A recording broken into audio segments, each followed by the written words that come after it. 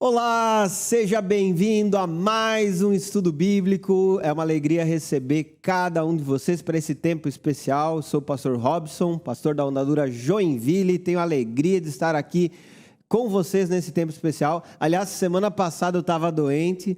Meu querido amigo Gustavo esteve aqui, conduziu muitíssimo bem o estudo, foi muito legal. Inclusive eu assisti, aprovei demais. Gustavo manda muito bem mesmo.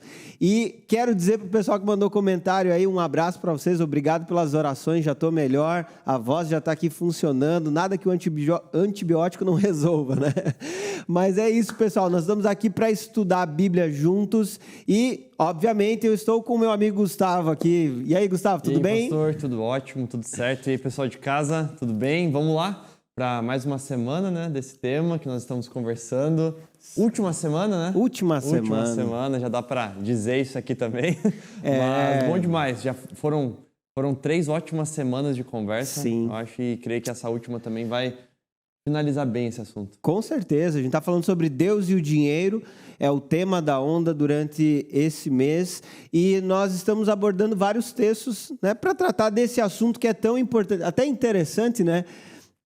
Eu estava conversando com uma pessoa e falando sobre isso. O tema é Deus e o dinheiro, a gente está falando muito mais sobre Deus, porque a gente está entendendo, na verdade, a nossa relação com Deus, usando essa parte das finanças, posses, bens, como uma análise de como realmente nos relacionamos com Deus. E esse tema tem sido realmente interessante porque tem apresentado alguns pecados, equívocos, erros na nossa administração, na visão que temos sobre as finanças. Enfim, esse tema realmente está sendo muito interessante. Quem ainda não assistiu aos outros estudos bíblicos, depois você pode olhar aqui no canal da Ondadura. Estão disponíveis estudo bíblico, Deus e o dinheiro, tem várias perguntas, vários assuntos, enfim, você vai ser extremamente edificado, né, Gustavo? Amém, exatamente. Bom demais, é o que a gente fala, né? Como se fosse um curso ou um parâmetro de finanças, né? Só que a partir da perspectiva bíblica aqui. Então, não que a gente falou só sobre isso, né? Não, mas os princípios que foram falados aqui direcionam totalmente a nossa compreensão e nos evitam muitos problemas e nos auxiliam a, como foi lá o primeiro tema, né? A uma vida abençoada, e que achei muito legal essa tua fala, né? Que essa vida tem sido nutrida a partir da compreensão de quem Deus é, da fidelidade com o Senhor, de onde está o nosso coração diante dessa fidelidade com o Senhor, enfim, bom demais.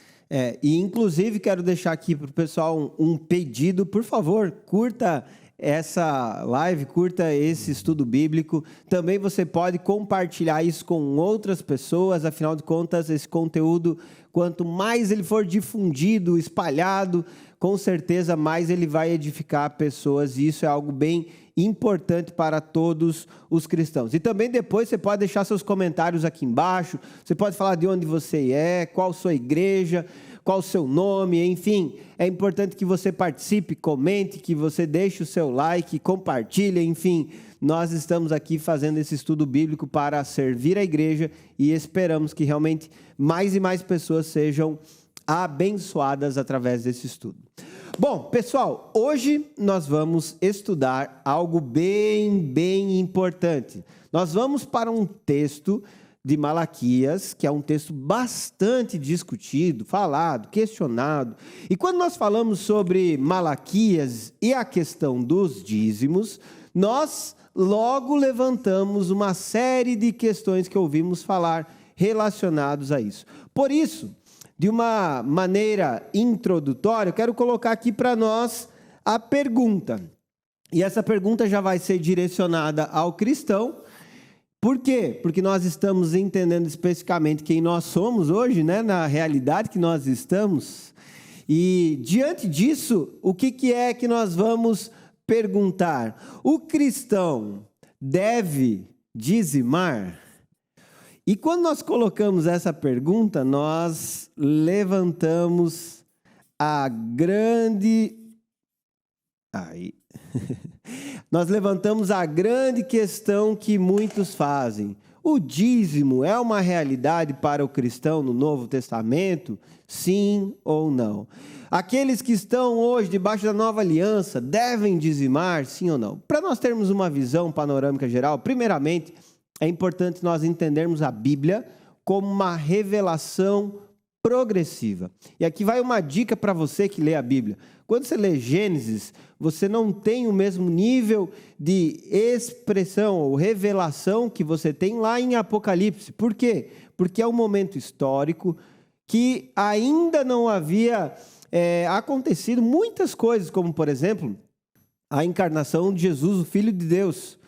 Então, você olha para a Bíblia dentro dessa perspectiva da revelação progressiva e você vai vendo que aos poucos a história vai sendo descortinada. Aos poucos Deus vai revelando ao seu povo os seus propósitos. Aos poucos Deus vai conduzindo, inclusive estabelecendo novos momentos e a sua vontade.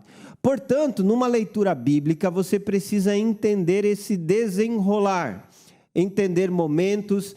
E, diante disso, quando nós estudamos a Bíblia, em alguns momentos nós temos princípios que são descritivos, ou seja, que estão simplesmente trazendo um tipo de instrução, ou que estão trazendo uma forma de viver, mas também nós temos alguns princípios que foram estabelecidos como uma prescrição, uma obrigação, ou uma direção clara para o povo de Deus.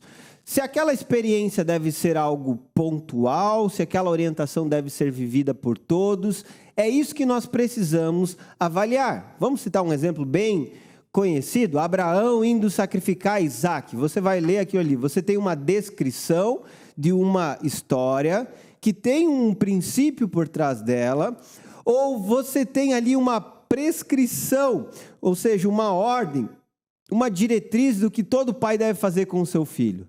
É óbvio que você vai entender que ali está uma descrição, ou seja, uma história que foi compartilhada com um propósito, uma mensagem que é superior.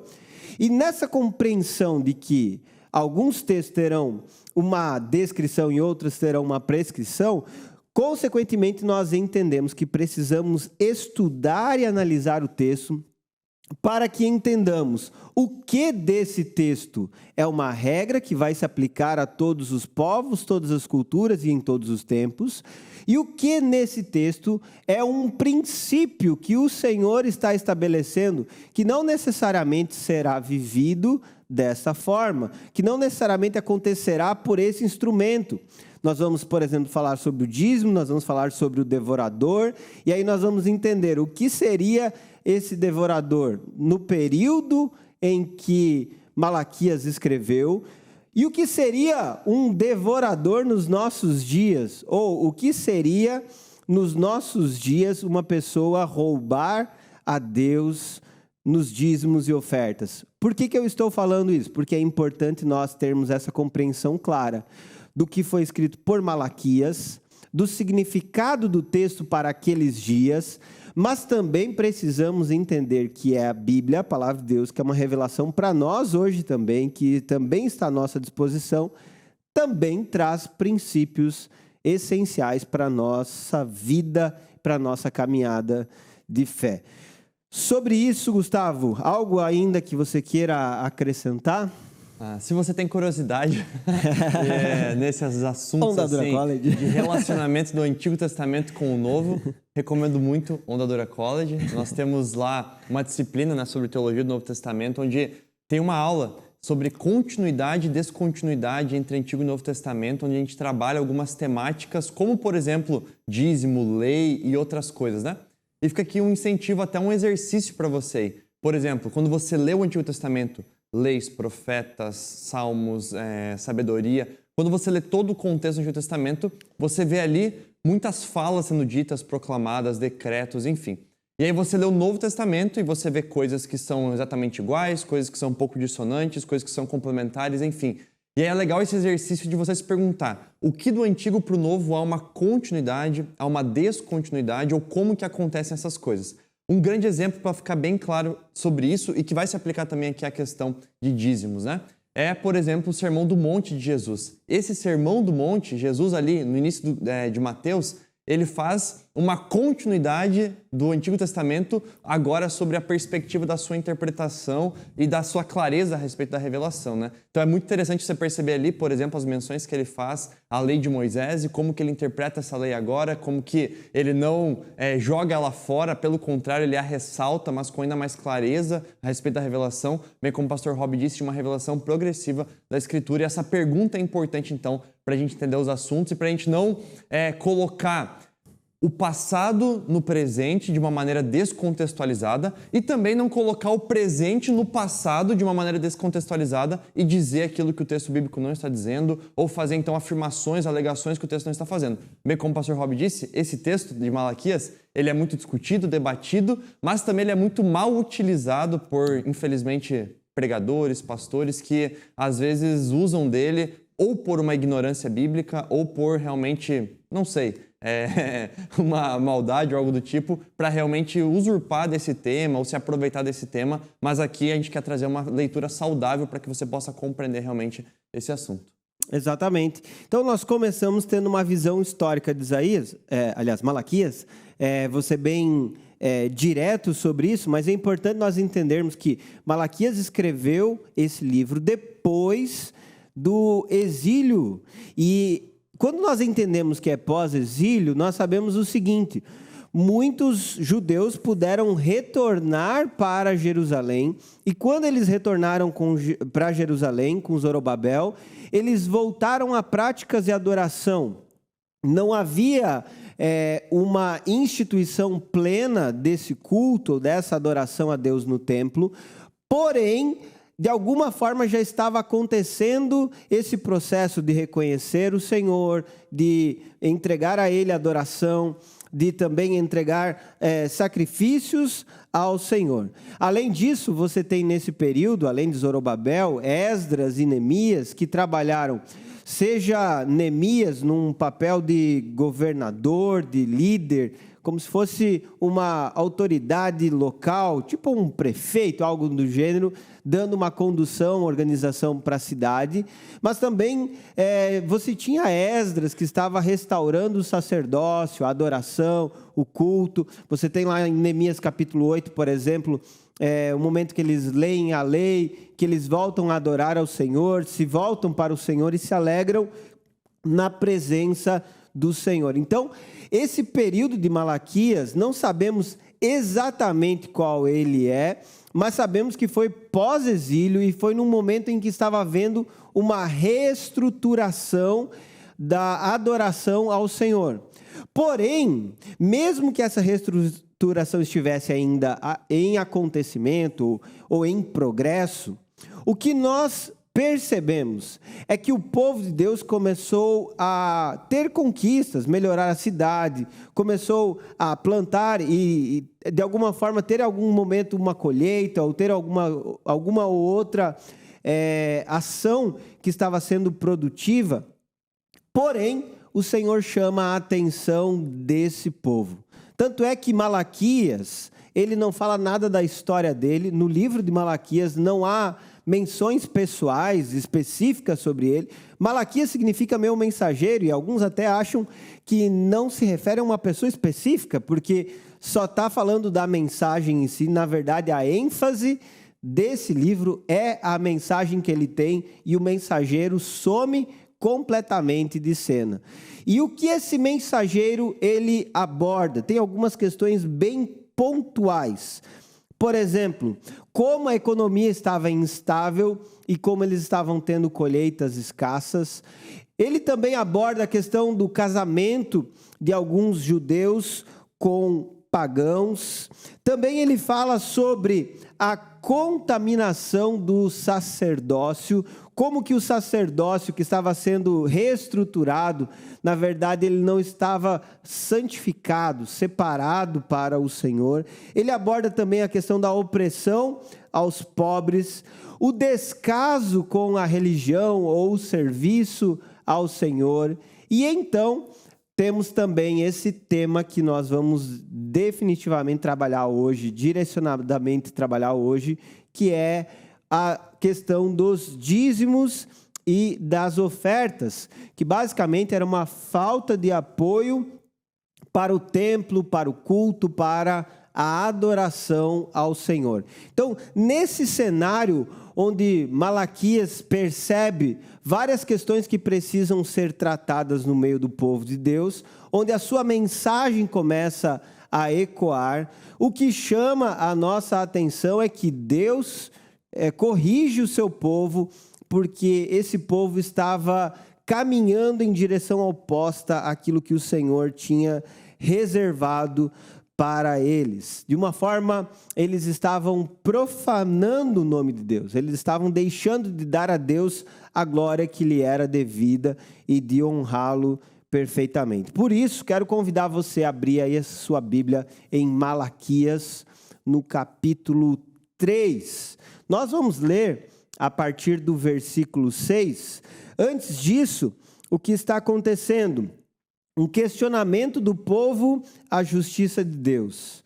E esse questionamento à justiça de Deus fala sobre pessoas que estavam com o coração distante, que estavam de fato sem se quebrantar diante de Deus, porque estavam questionando através de suas palavras e através das suas ações se Deus realmente era justo ou não. Diante do sofrimento que eles enfrentavam, eles acabavam questionando o Senhor.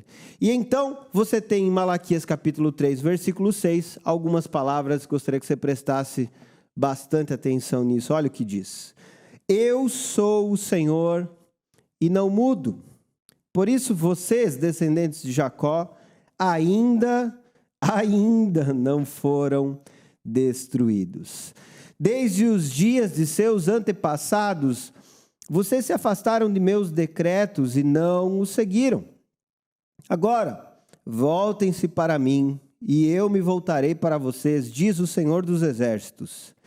Mas vocês perguntam: de que maneira voltaremos?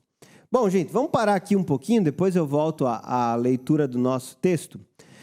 Mas algo que precisamos ressaltar de maneira inicial, quando Deus está falando com o seu povo e chamando o seu povo a Ele, chamando o seu povo para compreender quem Ele era, algo fica bem evidente aqui no versículo 6 e no versículo 7.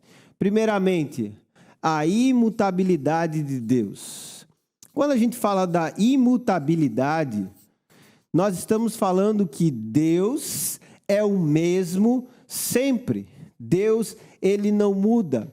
Deus, Ele não deixa de ser quem Ele é. Deus, Ele não é afetado pelas circunstâncias. Deus, Ele não é movido por circunstâncias, ou o seu ser não é movido por causa das circunstâncias. Então, quando há um estabelecimento sobre a imutabilidade de Deus, o que se fala nesse texto é sobre um princípio de um Deus de aliança com o seu povo, e nós temos que ter em consciência exatamente isso. A mensagem de Malaquias fala sobre um Deus que tem aliança com um povo, e como esse Deus aliançado permanece imutável diante dessa aliança. Tanto é que ele chama descendentes de Jacó. E por que descendentes de Jacó? Isso é uma referência para o Deus de Abraão, Isaque e Jacó. Ou seja, porque eles têm aliança com Deus, porque o Senhor fez uma aliança com os seus antepassados, por isso eles não eram destruídos no presente. Agora, se por um lado Deus ele é imutável, o que você percebe é que o homem ele muda. O que você percebe nesse texto é que no homem existe uma oscilação.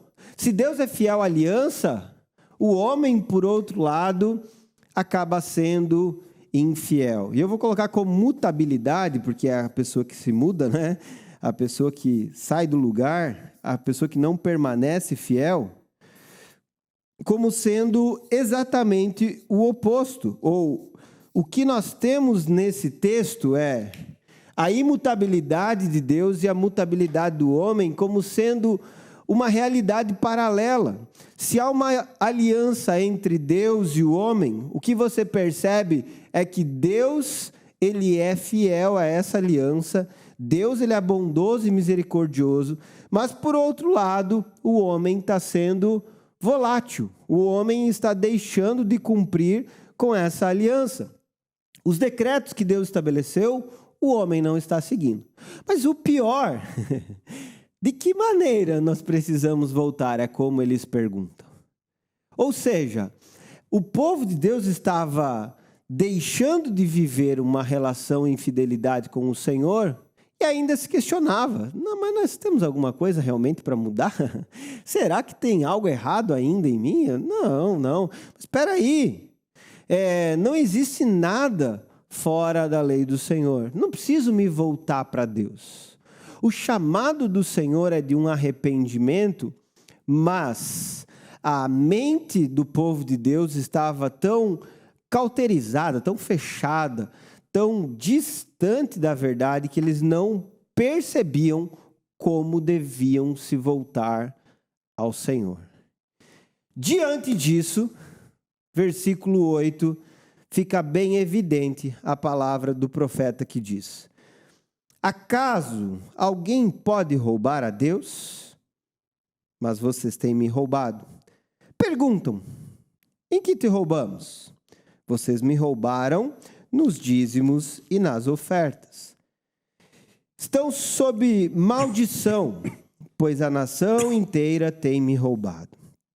Tragam todos os seus dízimos aos depósitos do templo, para que haja provisão em minha casa. Se o fizerem, diz o Senhor dos Exércitos, abrirei as janelas do céu para vocês, derramarei tantas bênçãos que não haverá espaço para guardá-las. Sim, ponham-me à prova. Suas colheitas serão fartas, pois as protegerei das pragas. Suas uvas não cairão das videiras antes de amadurecerem, diz o Senhor dos Exércitos. Então todas as nações os chamarão de abençoados, pois sua terra será cheia de alegria, diz o Senhor dos Exércitos. Nós temos então esse paradoxo do Deus imutável diante do homem que muda, ou nós temos aqui também essa realidade de um Deus que é fiel diante de um povo infiel. Perante isso, o Senhor os chama ao arrependimento. O chamado ao arrependimento fala sobre um Deus que mostra ao seu povo onde é necessário haver uma mudança ou uma transformação. E especificamente aqui nesse texto, nós vemos o Senhor chamando o povo a parar de roubar a Deus. Quando você pensa em roubar a Deus, você logo pensa, roubar a Deus, deixa eu ver, entrar lá no banco celestial e tomar o dinheiro de Deus. Não pode ser isso. Como assim roubar a Deus? O roubo que está sendo apresentado aqui, inclusive a palavra significa usurpar ou usar aquilo que não lhe é devido. Esse roubo está relacionado aos dízimos e às ofertas. Então, se nós temos aqui um chamado ao arrependimento, vou colocar até de roxo aqui o chamado ao arrependimento. Chamado ao arrependimento.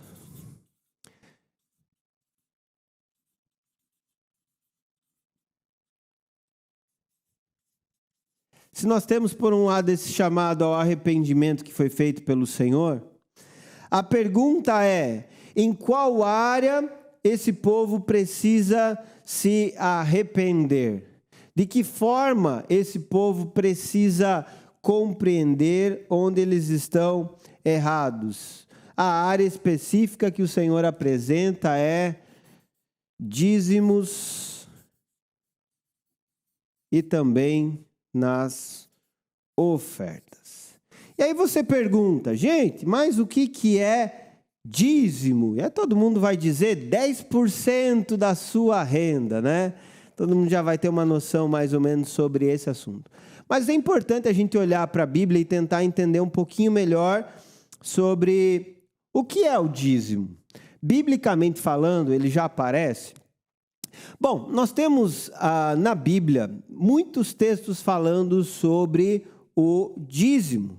O primeiro deles está lá em Gênesis capítulo 14, onde Abraão, ele dá o dízimo a Melquisedeque. Quem era Melquisedeque? Era um rei que chegou diante dele.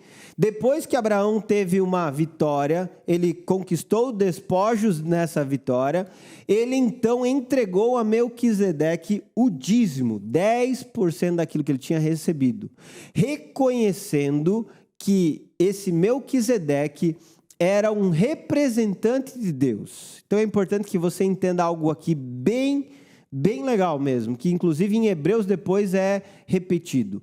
Melquisedeque é um representante de Deus, e quando Abraão foi entregar o dízimo, ele teve essa compreensão: eu estou entregando para Deus 10% daquilo, ou 10% daquilo que eu conquistei, que eu ganhei nessa batalha. Então, fica estabelecido que desde Abraão já existia esse conceito de dizimar. Quando você estuda a história daquela época, você percebe que em outros povos, esse princípio de dizimar para os deuses era algo aplicado. Não é algo exclusivo de Abraão, que ele teve uma revelação ou que de alguma forma ele descobriu isso. Essa já era uma prática dos povos sumérios e tantos outros povos daquela região naquele tempo. O que nós percebemos que na Bíblia há esse estabelecimento da palavra dízimo a partir, então, de Gênesis 14. Depois você vai para Gênesis 28, Jacó, ele faz, então, uma promessa ao Senhor: de tudo que o Senhor me der, eu te darei, eu te entregarei o dízimo. Ou seja, Jacó também fez um compromisso com Deus de entregar o dízimo. De alguma forma, esse princípio de dizimar já estava na mente desses patriarcas e de alguma forma eles já carregavam essa convicção sobre entregar os dízimos. Quando você chega então na lei de Moisés, Levíticos capítulo 27, você tem um estabelecimento específico sobre o dízimo como sendo uma ordenança para o povo de Israel. Lembrando que Moisés já está então conduzindo o povo de Israel, em direção à terra prometida, recebe leis e ordenanças claras, e diante disso, Moisés coloca: o dízimo é uma prescrição para o povo de Israel, para que os levitas fossem sustentados. Você lembra que o povo de Israel era dividido em 12 tribos. Uma delas, a tribo dos levitas, não iria receber terra como as demais, mas iria receber dessas outras tribos 10% do que eles iriam produzir para se sustentar. E então sustentar, conduzir, manter o sacerdócio e também a adoração ao Senhor ali na tribo de Levi, ou através da tribo de Levi. Depois disso, você tem claramente um estabelecimento em Deuteronômio de ofertas que deveriam, de dízimos que deveriam ser compartilhados, além dos levitas e sacerdotes, com os necessitados. De uma forma mais abrangente, então, o dízimo abençoaria levitas, sacerdotes e os pobres e necessitados. Enfim, você tem um estabelecimento claro na lei para o povo de Israel sobre a necessidade de dizimar. E as ofertas? Em vários textos você vê uma orientação sobre isso. Moisés não fala somente sobre o dízimo, apresenta as ofertas como uma realidade paralela. Portanto, o que você tem dentro do Antigo Testamento é que dízimos e ofertas deveriam fazer parte da expressão da aliança entre o povo de Israel e Deus. E esses dízimos e ofertas, eles eram essenciais na expressão da obediência dessa aliança. Gustavo, algo que chame sua atenção aqui, que você queira compartilhar, o que você pensou sobre esse texto que nós lemos até aqui? É muito engraçado, né? Porque quando a gente lê os profetas, e o texto de Malaquias é um texto profético, a gente vê que o povo de Israel, e na verdade nós também, né? Mas o povo de Israel aqui, ele é um povo com muita amnésia, né? E é um povo que sempre precisa de novo ser relembrado, rememorado a cada nova geração. Tanto que há um incentivo, né, de que geração após geração se conte os feitos do Senhor, mas há também uma necessidade do próprio Senhor enviar mensageiros que relembrem o povo disso, porque o povo negligencia a sua própria história e a história de Deus com o povo, né? Porque a história do povo de Israel é a história de Deus, né? A história de Deus com seu povo, a história de Deus se revelando. E nesse sentido a gente percebe que, por exemplo, o povo de Israel, desde aqui de todo esse contexto que a gente tem apresentado, né, é um povo que foi ingrato contra o Senhor, murmurou, resmungou, não ouviu os profetas do Senhor, foi disciplinado pelo Senhor, foi enviado pelo exílio babilônico, por exemplo, aqui do qual eles retornam. Tendo retornado, né? Qual que é um dos maiores dramas do povo estando no exílio? Bom, o nosso lugar de adoração é o templo, é Jerusalém. Agora a gente não tem mais o templo está destruído, a gente não está mais neste local geográfico onde adorávamos ao Senhor. Como vamos adorar a Deus? Então, teoricamente, a tragédia do povo também envolve aqui a adoração, o culto ao Senhor. Agora, então, o povo pôde retornar, o templo foi reconstruído, o culto foi restituído, está tudo funcionando, está tudo organizado. Já veio uma nova geração após o exílio, filhos daqueles que estavam lá, e aí, então, novamente, o povo se esquece da disciplina que sofreu, se esquece do chamado do Senhor, se esquece de tudo isso e se tornam religiosos novamente, fazem apenas práticas religiosas e Deus precisa relembrá-los do quê?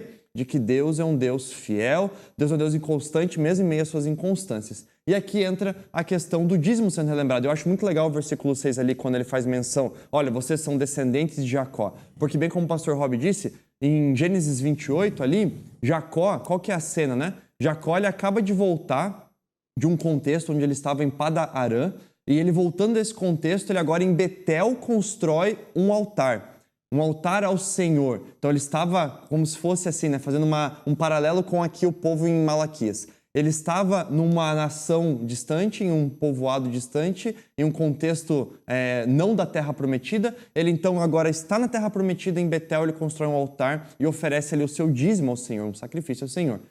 Agora o povo vive a mesma situação, assim como Jacó. Eles estão numa terra que não é a terra prometida, afastados do Senhor, voltam para a terra prometida, constroem um altar ao Senhor, mas agora negligenciam o sinal da fidelidade do Senhor dentro desse contexto que eles ali estão promovendo, assim manchando também a própria história de reconciliação de Deus com o povo, o Deus se mostrando que ele não está desistindo do povo, pelo contrário, ele continua reinvestindo, enviou agora Malaquias para falar de volta, chamar o arrependimento, mas o povo parece que sempre vivendo essa amnésia e agora sendo manifestada, podendo ser manifestada de diversas formas, mas aqui em específico através de dízimos e ofertas, né?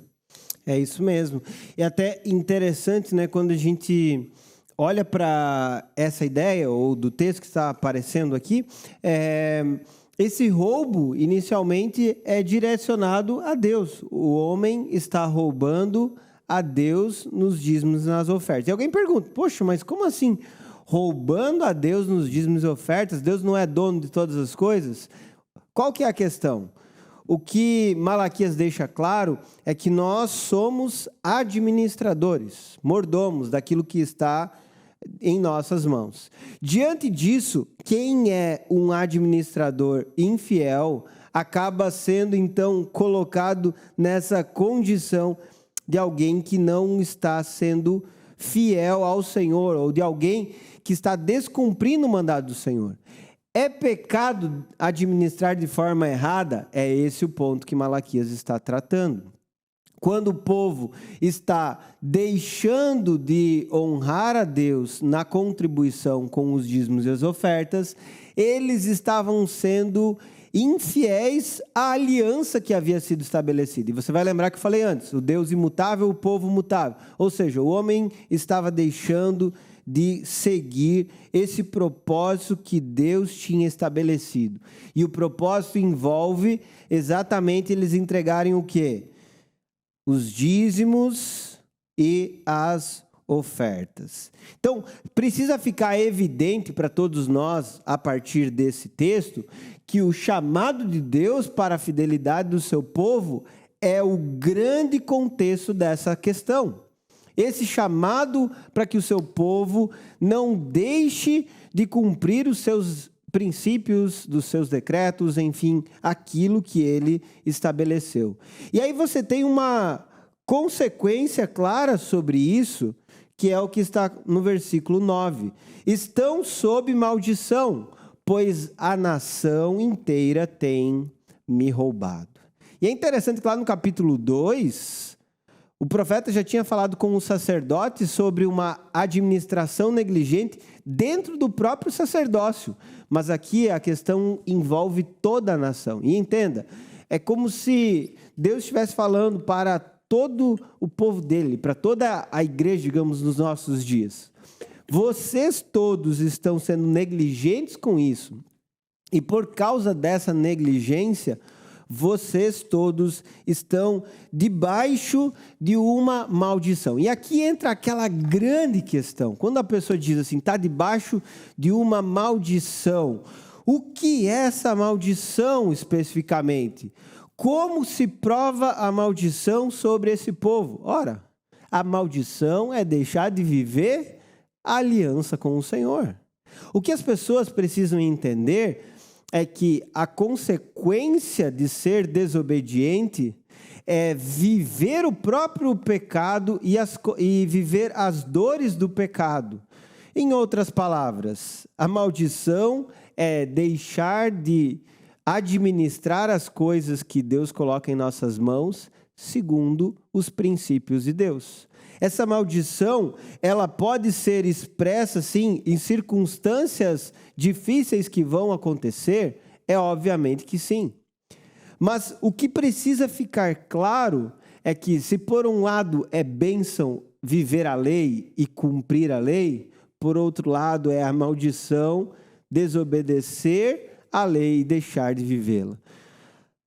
Pastor, mas você está falando isso sobre a lei e especificamente para o povo de Israel. De alguma forma, essa ideia do roubo e da maldição, ela pode estar sobre o povo de Deus? E aqui é interessante a gente fazer uma reflexão sobre esse assunto. Primeiro, quando você sai do Antigo Testamento e você entra no Novo Testamento, você tem poucas referências à questão do dízimo. Por exemplo, quando Jesus está diante de fariseus que estão dando o dízimo do endro, do cominho, ou seja, eles estão sendo estritamente cumpridores da lei. Aqui você tem duas possibilidades, né?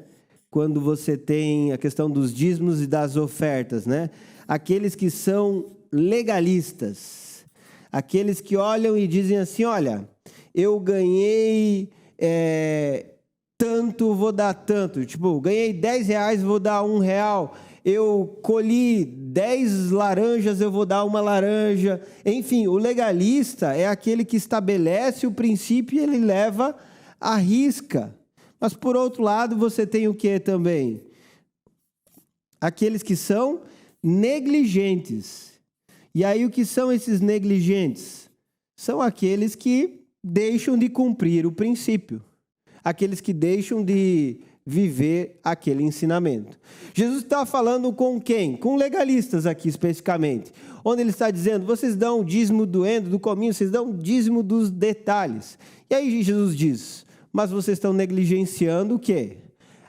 Cumprir princípios morais, de ajudar pessoas, de amar o próximo, relacionado ao outro.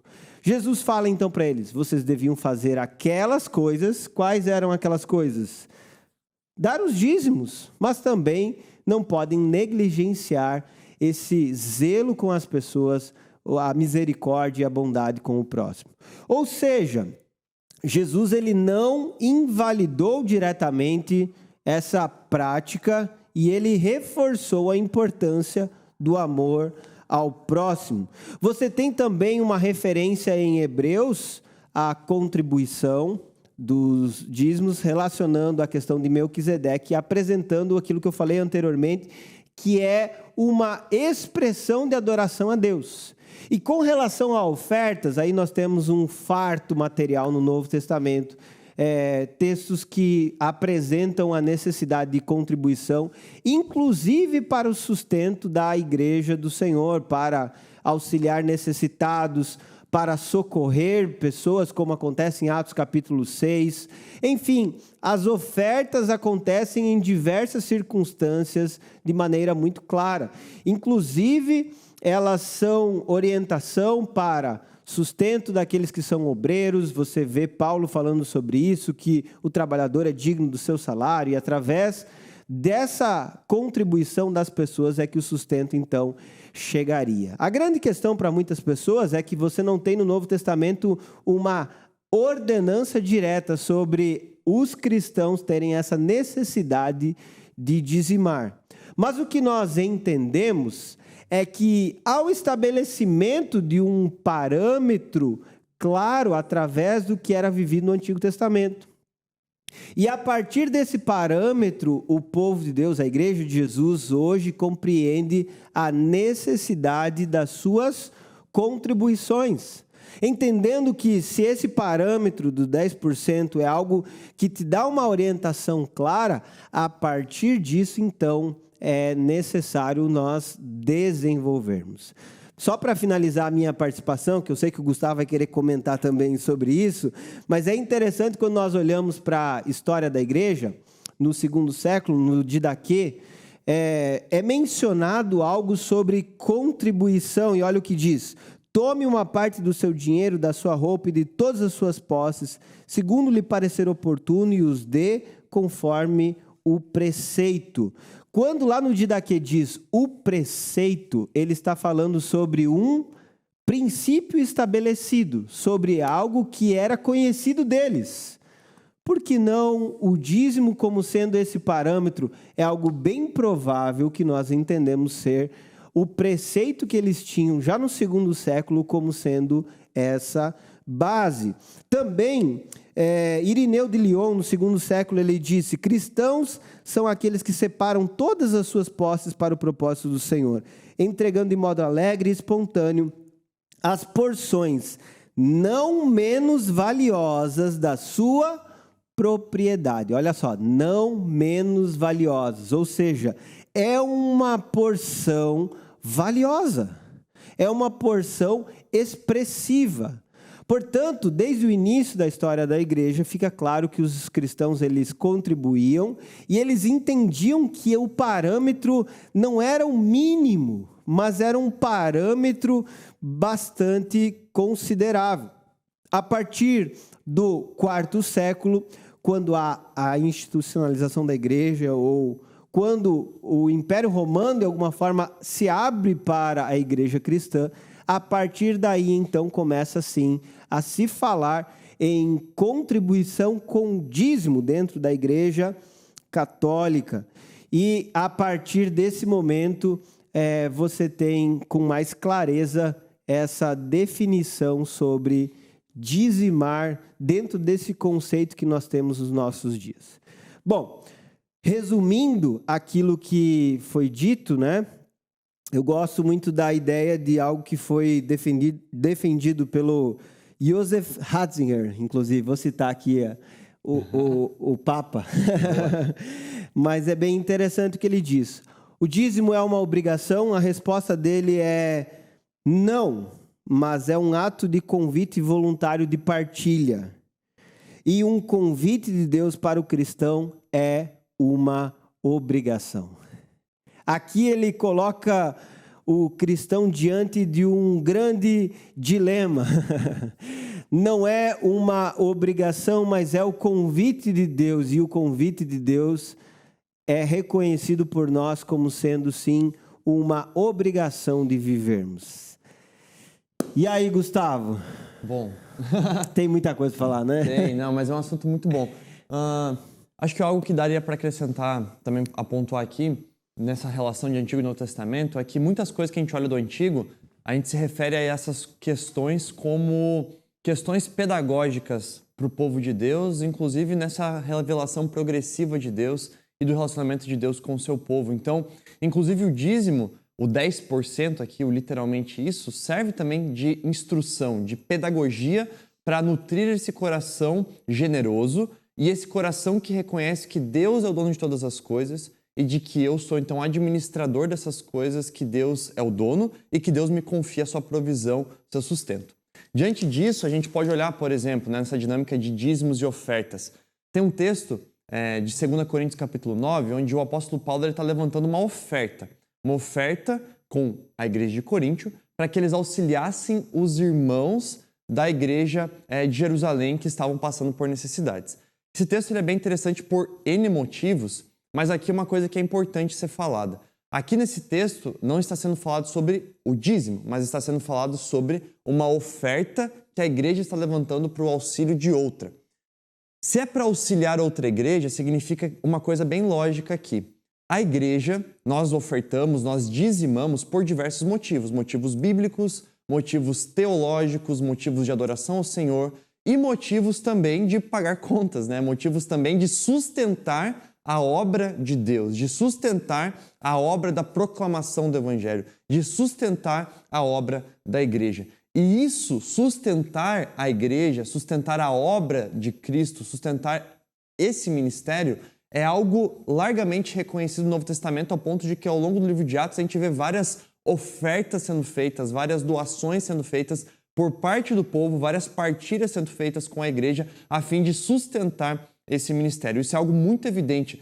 Já é evidente nos evangelhos com o ministério de Jesus e com as pessoas que auxiliavam financeiramente a esse ministério, mas é ainda mais em Atos e posteriormente. Então volta aqui para Coríntios. Se você olha para Coríntios, você vê, essa igreja de Jerusalém, por estar enfrentando crises, problemas financeiros e carência, não está então conseguindo dar conta. Não está então conseguindo pagar o que eles precisam pagar. Talvez, inclusive, está tendo uma crise nas ofertas daquela igreja, no dízimo daquela igreja. E aí, então, há uma oferta de uma outra igreja para justamente auxiliar aqueles irmãos, para auxiliar aquela igreja. Mas Coríntio, por exemplo, não fazia só uma oferta a outra igreja, mas eles mesmos já eram, então, uma igreja que se sustentava por conta própria. Inclusive, talvez por conta disso mesmo, o próprio apóstolo Paulo lhes pede esse auxílio. O que isso tem a ver agora com essa dinâmica aqui de nós olharmos para o dízimo, né?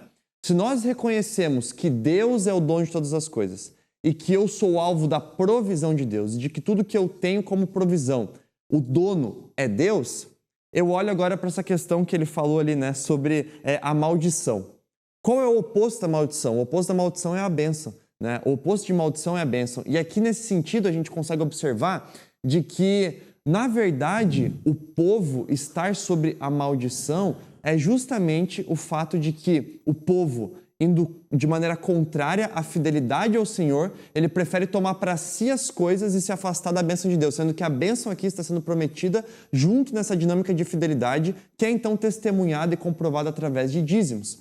Então, por exemplo, é a matemática humana, né? É o ser humano que recebe tudo de Deus e diz: é melhor eu ter 100% e não ter a bênção de Deus, do que ter aqui, nesses termos, 90% e ter a bênção de Deus junto, entende? Óbvio que aqui é uma questão ilustrativa, mas é interessante a gente perceber como que a gente é tentado, inclusive nesse relacionamento de fidelidade e provisão ao Senhor, a queremos tomar conta das rédeas, né, da nossa vida, da história, daquilo que temos, e então nos afastarmos justamente desse relacionamento de fidelidade e de bênção, né, com o Senhor. É isso mesmo. Então eu coloquei aqui, gente, para nós resumirmos: maldição é deixar de administrar pelo padrão de Deus. É isso. Essa é uma pessoa que está vivendo sob maldição. Alguém que olha para o padrão de Deus e diz: não, eu quero viver o meu padrão. Essa é a triste maldição de alguém que está longe do Senhor. Lembre, todo o chamado de Deus ao seu povo é para um arrependimento, para se voltar a Ele. E tão somente os dízimos e as ofertas estavam evidenciando o coração que estava longe. Agora, qual que era a responsabilidade deles? Sustento. No versículo 10 diz: tragam todos os seus dízimos aos depósitos do templo, para que haja provisão em minha casa. E aqui nós entendemos, obviamente, que inicialmente havia esse contexto do culto e da adoração ao Senhor, que estava relacionado ao templo, mas nós sabemos, como povo de Deus, nos nossos dias, que da mesma forma o culto ao Senhor, o serviço ao Senhor, a proclamação do Evangelho, ela é feita hoje através da igreja. E esse mesmo sustento, então, ele é realizado através da igreja. Como que nós entendemos então essa questão? Aquilo que antigamente era o templo como um lugar de entrega dos dízimos e dessas ofertas ao Senhor, se direciona hoje à igreja. E inclusive, se você olhar no Novo Testamento, nas cartas, o Gustavo citou até mesmo o apóstolo Paulo, existem pedidos e ofertas que eram entregues na igreja. Inclusive pedidos bem específicos para serem entregues semanalmente. E quando você percebe isso, você enxerga a necessidade desde sustentar aqueles que realizam a obra de Deus, até mesmo a igreja ser um instrumento para socorrer os membros, um ajudar ao outro. Portanto, a responsabilidade de sustento que foi estabelecida desde o Antigo Testamento é uma realidade que é comprovada, corroborada, reafirmada dentro do Novo Testamento. E isso evidencia um parâmetro para a nossa vida, onde nós vamos entregar os nossos dízimos e onde nós vamos entregar as nossas ofertas. No lugar onde nós estamos sendo ensinados, instruídos, ministrados, onde nós estamos recebendo esse alimento da parte do Senhor. Então, não podemos negligenciar, mas nós somos chamados a uma responsabilidade. E aí, então, gente, vem uma parte que para muitos é o grande problema do texto, né? Se o fizerem, abrirei a janela dos céus para vocês, derramarei tantas bênçãos que não haverá espaço para guardá-las. Você tem aqui Deus falando com o seu povo sobre uma realidade que está relacionada ao quê? A provisão abundante, a uma provisão da parte do Senhor. Quando você olha para esse texto, você enxerga aquilo que até mesmo o Novo Testamento também afirma. Há uma relação entre uma fidelidade na administração e uma provisão maior ainda do Senhor sobre o seu povo. Aquele que é fiel no pouco, sobre o muito será colocado, nesse sentido também se aplica a uma questão de administração, e eu entendo que esse texto ele traz exatamente essa ideia. Se vocês aprenderem a viver a fidelidade dentro desse princípio dos dízimos, das ofertas, vocês podem ter certeza de que Deus é aquele que abre janela dos céus para vocês, derrama bênçãos que não há espaço para guardá-la. Obviamente, nós estamos falando aqui num contexto agrícola e com uma nação. Deus está prometendo o quê? A provisão para esse povo. E da mesma forma, o povo de Deus pode ter essa consciência de que o Senhor é provedor e abençoa quando nós entendemos, então, essa nossa responsabilidade diante dele. Além disso, o versículo 12 vai falar: todas as nações chamarão vocês de abençoados, porque a sua terra será cheia de alegria. Está falando sobre um testemunho público de uma vida aliançada com Deus. Um testemunho que é expresso diante de todos daqueles que estão comprometidos com o Senhor. Porque o dízimo e a oferta em si, eles não são somente o problema, ou a entrega de um valor não é somente o problema. A questão é que está dentro do coração e de toda a entrega do povo e a aliança que eles estabeleceram com Deus. Portanto, o que o Senhor está chamando a atenção do seu povo é o seguinte: meu favor está sobre vocês quando vocês vivem essa obediência, vocês percebem a minha bênção sobre vocês, e isso é expresso não somente diante de vocês, mas diante de outros. Por exemplo, a alegria do povo de Deus quando é generoso. E isso é algo bem evidente. Uma pessoa que vive em generosidade, ela vive expressando constantemente essa alegria. Então, o que precisa ficar claro dessa parte final aqui do texto é uma conexão entre uma vida de obediência e os benefícios dessa obediência que estão relacionados à bênção e o favor do Senhor sobre o seu povo. Muito bom. E nesse sentido, é maravilhoso a gente compreender isso, né? O fundamento, a origem. Porque daí como que você pode entender errado esses versículos finais? Entender também o dízimo como uma espécie de um amuleto da sorte para tua vida, né? Do tipo assim, a vida tá toda bagunçada, tá tudo errado, o coração tá afastado de Deus, mas eu agora tô entregando minha oferta na igreja. Eu vou dar o dízimo e vai mudar. Pelo menos por isso aqui tá me prometendo que eu vou ser abençoado, né? Não é isso que está sendo aqui dito. O que está sendo dito? Que aquele que vive em fidelidade com o Senhor é então abençoado, né? E uma das provas de testemunho dessa fidelidade é aquilo que foi posto pelo próprio Deus na aliança feita com o seu povo. E aquilo que foi posto nessa aliança é, por exemplo, nesse caso, nesse contexto, os dízimos e as ofertas. Mas não é aqui um chamado de Deus do tipo assim, eu, Deus, preciso do seu dinheiro. Não é isso que Deus está dizendo aqui. O que Deus está dizendo é um elemento que foi colocado na aliança. E se nós estamos descumprindo isso, estamos descumprindo com essa aliança, estamos agindo com infidelidade com o Senhor. Então, o ponto é a fidelidade, o ponto é o coração.